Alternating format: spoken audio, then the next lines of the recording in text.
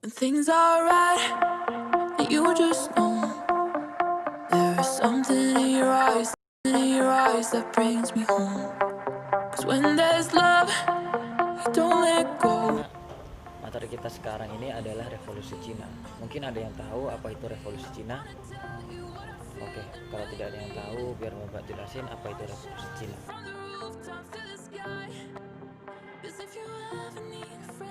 Revolusi Cina. Revolusi Cina ini disebut juga dengan revolusi Shanghai. Revolusi Cina atau revolusi Shanghai ini terjadi pada tahun 1911. Revolusi ini disebabkan oleh mulai munculnya rasa nasionalisme dari rakyat Cina. Kemudian kita akan membahas mengenai keadaan Cina sebelum revolusi. Nah, sebelum revolusi, anak-anak, Cina ini dipimpin oleh dinasti Manchu. Dinasti ini merupakan dinasti yang memerintah Cina sebelum revolusi.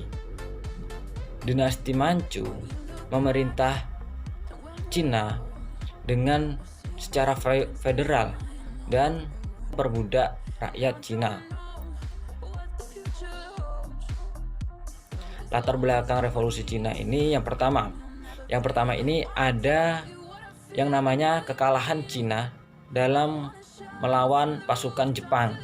Kemudian yang kedua, mulai munculnya kaum atau tokoh-tokoh intelektual Cina seperti Sun Yat-sen dan Mao Zedong nantinya. Kemudian ada kekalahan dinasti Manchu melawan pasukan Inggris pada perang Candu tepatnya. Kemudian kita ada latar belakangnya lenyapnya kepercayaan rakyat Cina terhadap dinasti Manchu yang memerintah dengan sangat kejam dan kesannya adalah seperti memperbudak rakyat. Kemudian ada pemerintahan Manchu dianggap sebagai pemerintahan yang kolot. Kemudian adanya korupsi dan pemborosan dari pihak istana. Hal-hal itulah yang membuat adanya revolusi Cina itu sendiri. Kemudian, di sini ada munculnya tokoh revolusi Cina, seperti yang Bapak bilang tadi, seperti Sun Yat-sen.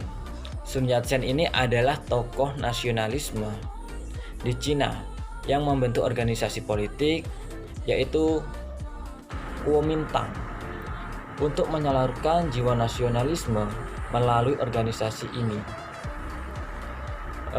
Beliau ini menyebarkan ajaran San Minchu Ai. Kemudian tokoh yang kedua ada Mao Zedong. Seperti yang Bapak bilang tadi, Mao Zedong ini adalah seorang tokoh filsuf dan pendiri Negara Republik Rakyat Tiongkok atau RRT. Ia memerintah sebagai ketua Partai Komunis Cina dari berdirinya negara pada tahun 1949 hingga kematiannya pada tahun 1976.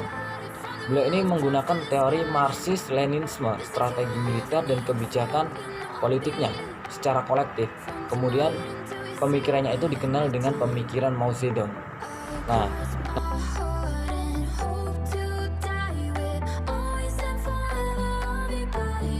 anak-anak, di sini ada sekilas info mengenai revolusi Cina yang harus anak-anak ketahui. Yang pertama adalah Minsen. Minsen ini adalah nasionalisme.